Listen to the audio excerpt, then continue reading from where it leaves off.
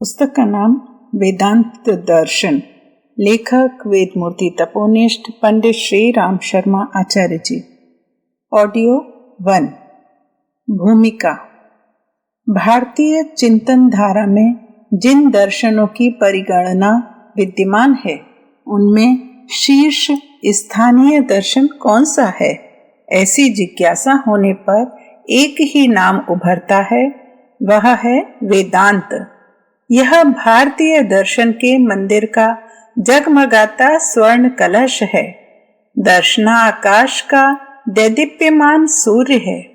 वेदांत की विषय वस्तु, इसके उद्देश्य, साहित्य और आचार्य परंपरा आदि पर गहन चिंतन करें। इससे पूर्व आइए वेदांत शब्द का अर्थ समझें। वेदांत का अर्थ। वेदांत का अर्थ है वेद का अंत या सिद्धांत। तात्पर्य यह है वह शास्त्र जिसके लिए उपनिषद ही प्रमाण है। वेदांत में जितनी बातों का उल्लेख है उन सब का मूल उपनिषद है। इसलिए वेदांत शास्त्र के वे ही सिद्धांत माननीय हैं जिनके साधक उपनिषद के वाक्य हैं। इन्हीं उपनिषदों को आधार बनाकर बादरायण मुनि ने ब्रह्म सूत्र की रचना की। इन सूत्रों का मूल उपनिषदों में है। जैसा पूर्व में कहा गया है, उपनिषद में सभी दर्शनों के मूल सिद्धांत हैं। वेदांत का साहित्य। पहला, ब्रह्म सूत्र। ऊपरी वर्णित विवेचन से स्पष्ट है कि वेदांत का मूल ग्रंथ उपनिषद ही है। अतः यदा कदा वेदांत शब्द उपनिषद का वाचक बनता दृष्टिगोचर होता है। उपनिषदीय मूल वाक्यों के आधार पर ही बादरायण द्वारा अद्वैत वेदांत के प्रतिपादन हेतु ब्रह्म सूत्र सृजित किया गया। महर्षि पाणिनि द्वारा अष्टाध्यायी में उल्लेखित भिक्षु सूत्र ही वस्तुतः ब्रह्म सूत्र है। सन्यासी भिक्षु कहलाते हैं और उन्हीं के अध्ययन योग्य उपनिषदों पर आधारित पाराशर पुत्र व्यास द्वारा विरचित ब्रह्म सूत्र है, जो कि बहुत प्राचीन है। यही वेदांत दर्शन उत्तर मीमांसा के नाम से प्रख्यात है। महर्षि जैमिनी का मीमांसा दर्शन पूर्व मीमांसा कहलाता है, जो कि 12 अध्यायों में आबद्ध है। कहा जाता है कि जैमिनी द्वारा इन 12 अध्यायों के पश्चात 4 अध्यायों में संकर्षण कांड अर्थात देवता कांड का सृजन किया गया था, जो अब अनुपलब्ध है। इस प्रकार पूर्व मीमांसा 16 अध्यायों में संपन्न हुआ है। उसी सिलसिले में 4 अध्यायों में उत्तर मीमांसा या ब्रह्म सूत्र का सृजन हुआ। इन दोनों ग्रंथों में अनेक आचार्यों का नामोल्लेख हुआ है। इससे ऐसा अनुमान होता है कि इन 20 अध्यायों के रचनाकार कोई एक व्यक्ति थे, चाहे वे महर्षि जैमिनी हो या बादरायण अथवा बादरी। पूर्व मीमांसा में कर्म कांड एवं उत्तर मीमांसा में ज्ञान कांड विवेचित है। उन दोनों विद्यमान समस्त आचार्य पूर्व एवं उत्तर मीमांसा के समान रूपेण विद्वान थे। इसी कारण जिनके नामों का उल्लेख जैमिनीय सूत्र में है, उन्हीं का ब्रह्म सूत्र में भी है। वेदांत संबंधी साहित्य प्रचुर मात्रा में विद्यमान है, जिसका उल्लेख अग्रिम पृष्ठों पर वेदांत का अन्य साहित्य और आचार्य परंपरा शीर्षक में आचार्यों के नामों सहित विवेचित किया गया है। अगला शीर्षक है वेदांत दर्शन का स्वरूप और प्रतिपाद्य विषय। वेदों के सर्वमान्य सर्वश्रेष्ठ सिद्धांत ही वेदांत का प्रतिपाद्य हैं।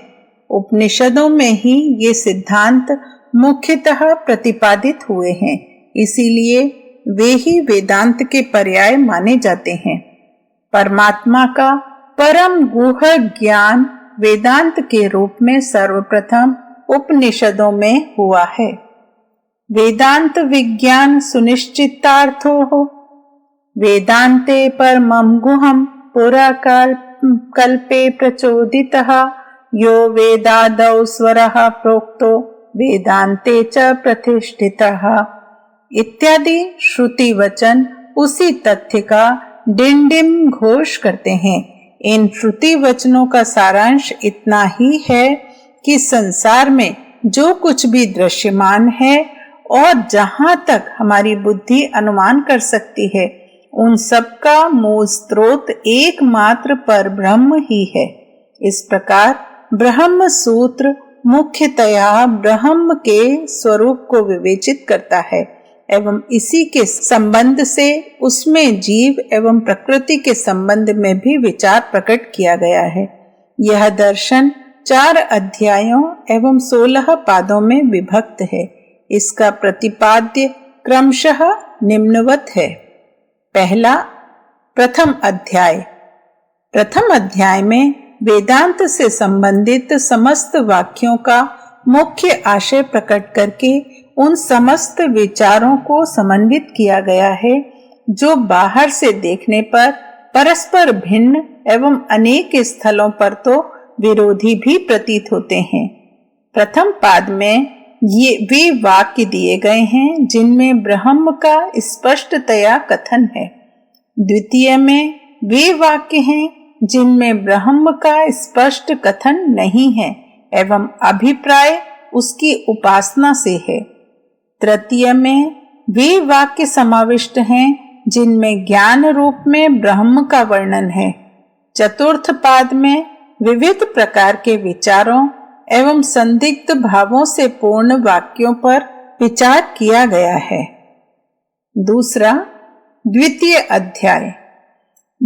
अध्याय का विषय अविरोध है। इसके अंतर्गत श्रुतियों की जो परस्पर विरोधी सम्मतियां हैं, उनका मूल आशय प्रकट करके उनके द्वारा अद्वैत सिद्धांत की सिद्धि की गई है। इसके साथ ही वैदिक मतों अर्थात सांख्य, वैशेषिक, पाशुपत आदि एवं अवैदिक सिद्धांतों अर्थात जैन, बौद्ध आदि के दोषों एवं उनकी अयथार्थता को दर्शाया गया है। आगे चलकर लिंग, शरीर, प्राण एवं इंद्रियों के स्वरूप दिग्दर्शन के साथ पंचभूत, जीव से संबंध शंकाओं का निराकरण भी किया गया है। तीसरा, तृतीय अध्याय अर्थात तृतीय अध्याय की विषय वस्तु साधन है। इसके अंतर्गत प्रथमतः स्वर्गादि प्राप्ति के साधनों के दोष दिखाकर ज्ञान एवं विद्या के वास्तविक स्रोत परमात्मा की उपासना प्रतिपादित की गई है, जिसके द्वारा जीव ब्रह्म की प्राप्ति कर सकता है। इस उद्देश्य की पूर्ति में कर्मकांड सिद्धांत के अनुसार मात्र अग्निहोत्र आदि पर्याप्त नहीं, वरन ज्ञान एवं भक्ति द्वारा ही आत्मा और परमात्मा का सानिध्य संभव है। चौथा, चतुर्थ अध्याय साधना का परिणाम होने से फलाध्याय है। इसके अंतर्गत वायु, विद्युत एवं वरुण लोक से उच्च लोक ब्रह्म लोक तक पहुंचने का वर्णन है। साथ ही जीव की मुक्ति, जीवन मुक्त की मृत्यु एवं परलोक में उसकी गति आदि भी वर्णित है। अंत में यह भी वर्णित है कि ब्रह्म की प्राप्ति होने से आत्मा की स्थिति किस प्रकार की होती है, जिससे वह पुनः संसार में आगमन नहीं करती। मुक्ति और निर्वाण की अवस्था यही है। इस प्रकार वेदांत दर्शन में ईश्वर, प्रकृति, जीव, मरणोत्तर दशाएं, पुनर्जन्म, ज्ञान, कर्म, उपासना, बंधन एवं मोक्ष इन 10 विषयों का प्रमुख रूपेण विवेचन किया गया है। अगला शीर्षक है वेदांत का अन्य साहित्य और आचार्य परंपरा। ब्रह्म सूत्र के अतिरिक्त वेदांत दर्शन का और भी साहित्य प्रचुर मात्रा में संप्राप्त होता है, जो विभिन्न आचार्यों ने विविध प्रकारेण ब्रह्म सूत्र आदि ग्रंथों पर भाष्य, वृत्तियां, टीकाएं आदि लिखी हैं। यद्यपि प्राचीन आचार्यों में बादरी, आश्मरथ्य, आत्रेय, काशकृत्स्न, औडुलोमी एवं कर्षणाजिनी आदि के मतों का भी वर्णन प्राप्त होता है, किंतु इनके ग्रंथ उपलब्ध नहीं हैं। आइए जो ग्रंथ उपलब्ध हैं उनका व उनके आचार्यों का संक्षिप्त परिचय प्राप्त करें। पहला, आद्य शंकराचार्य। ब्रह्म सूत्र पर सर्व प्राचीन एवं प्रामाणिक भाष्य आद्य शंकराचार्य का उपलब्ध होता है। यह शांकर भाष्य के नाम से प्रख्यात है। विश्व में भारतीय दर्शन ने शंकराचार्य के नाम से जितनी ख्याति प्राप्त की है, उतनी ना किसी आचार्य ने प्राप्त की और ना ग्रंथ ने। शंकराचार्य का जन्म 768 ईस्वी में तथा निर्वाण 880 ईस्वी में हुआ बताया जाता है। इनके गुरु गोविंद पाद तथा परम गुरु गौड़ पादपाचार्य थे। इनके ग्रंथों में ब्रह्म सूत्र भाष्य अर्थात शारीरिक भाष्य, दशोपनिषद भाष्य, गीता भाष्य, मांडुक्य कारिका भाष्य, विवेक चूड़ामणि, उपदेश शास्त्री आदि प्रमुख हैं। दूसरा, भास्कराचार्य। आचार्य शंकर के समकालीन भास्कराचार्य त्रिदंडी मत के वेदांती थे। वे ज्ञान एवं कर्म दोनों से मोक्ष स्वीकार करते थे। उनके अनुसार ब्रह्म के शक्ति विक्षेप से ही सृष्टि और स्थिति व्यापार अनवरत चलता है। इन्होंने ब्रह्म सूत्र पर एक लघु भाष्य लिखा है। तीसरा, सर्वज्ञात्म मुनि। ये सुरेश्वराचार्य के शिष्य थे, जिन्होंने ब्रह्म सूत्र पर एक पाद्यात्मक व्याख्या लिखी है, जो संक्षेप शारीरक नाम से प्रसिद्ध है। चौथा, अद्वैतानंद। ये रामानंद तीर्थ के शिष्य थे। इन्होंने शंकराचार्य के शारीरक भाष्य पर ब्रह्म विद्याभरण नामक श्रेष्ठ व्याख्या लिखी है। पांचवा, वाचस्पति मिश्र। वाचस्पति मिश्र ने भी शांकर भाष्य पर भामित नामक उत्तम व्याख्या ग्रंथ लिखा है। ब्रह्म तत्व समीक्षा नामक वेदांत ग्रंथ भी इन्हीं का है।